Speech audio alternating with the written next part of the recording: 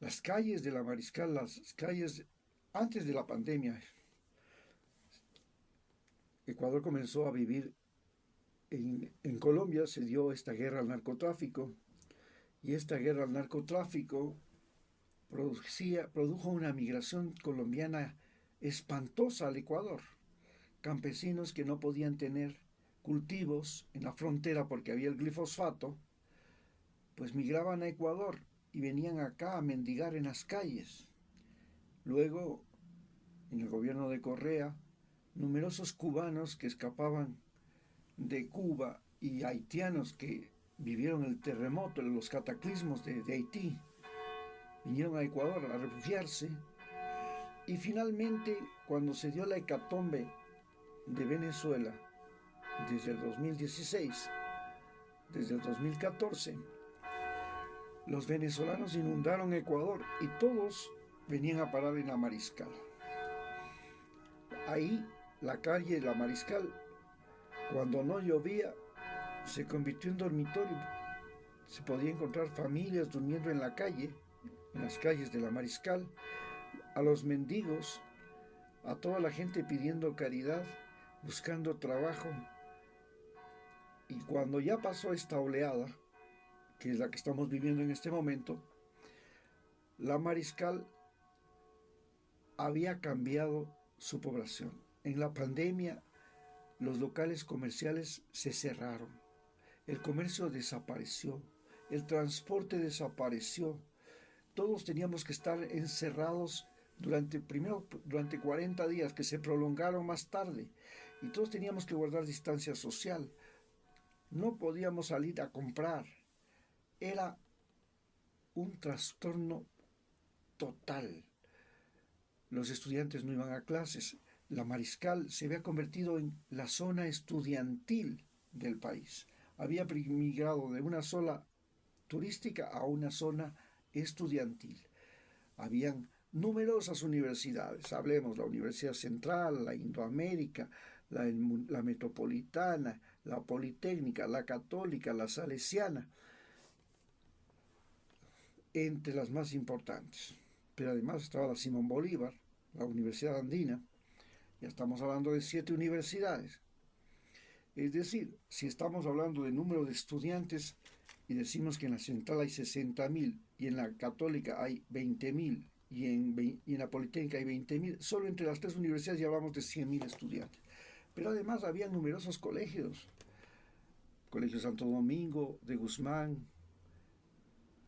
el Colegio Borja, el Napoleón Dillon, el Manuela Cañizares, el Andino, el Colegio de Salesianos el Colegio eh, de los Salesianos aquí en la Colón.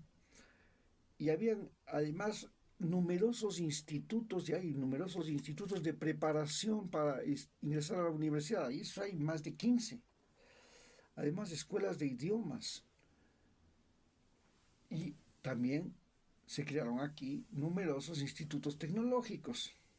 Entonces, prácticamente habían diariamente una circulación de alrededor de 250.000 estudiantes en estos barrios que comprenden más o menos digamos que unas 10 unas 100 cuadras, ¿no?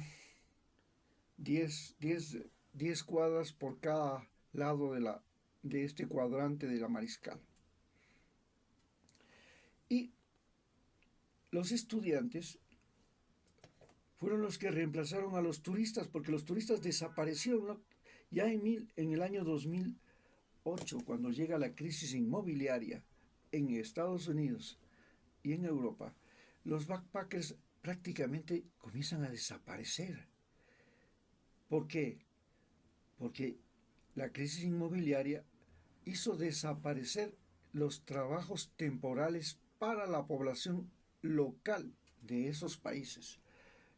Los trabajos temporales fueron ocupados por los migrantes y cuando regresaban los backpackers a su país se encontraban con que en el restaurante ya había un latino, un africano, un árabe que estaba trabajando por mucho menos que ellos, ya a tiempo completo. Y los desplazaron. Entonces ya no tenían dinero para venir a darse la vuelta por el mundo. Y eso fue el comienzo de la crisis de los backpackers. Y por supuesto de los backpackers en Ecuador, especialmente en Guatemala, en Bolivia. Y nosotros comenzamos a tener, en lugar de esos backpackers, estudiantes, que eran los que ahora iban a las discotecas, ocupaban, rentaban habitaciones para poder estudiar en las universidades. Los hostales ya no comenzaron a arrendar a los estudiantes, inclusive los hostales tuvieron que dedicarse al negocio de alquilar habitaciones para que la gente tenga relaciones sexuales por 1 hora, por 2 horas, por 3 horitas nada más. Y así la Mariscal se enfrentó al renacer post-pandémico. El renacer de la post-pandemia fue terrible. Este renacer de la post-pandemia comenzó con que prácticamente los vendedores de droga y los ladrones, especialmente de la costa ecuatoriana, migraron a la Mariscal y se apropiaron del barrio. Y comenzó una verdadera pelea aquí entre las mafias de los carteles de la costa con las mafias venezolanas, como el Tren de Aragua, y la mafia de los lobos. Los lobos se convirtieron en una mafia de los Andes.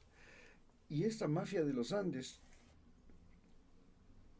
se peleaba el territorio con las mafias de la costa, especialmente los choneros, los lagartos y todos esos que venían, tiguerones.